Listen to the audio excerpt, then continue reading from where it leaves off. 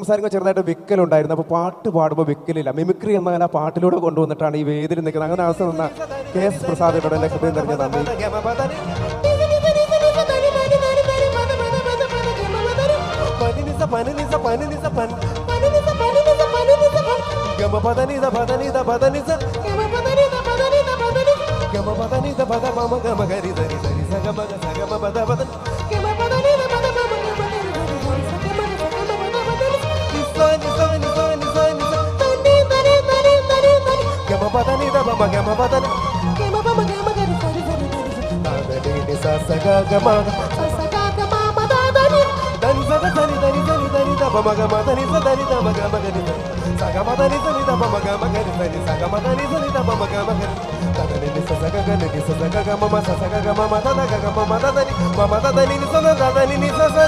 Mama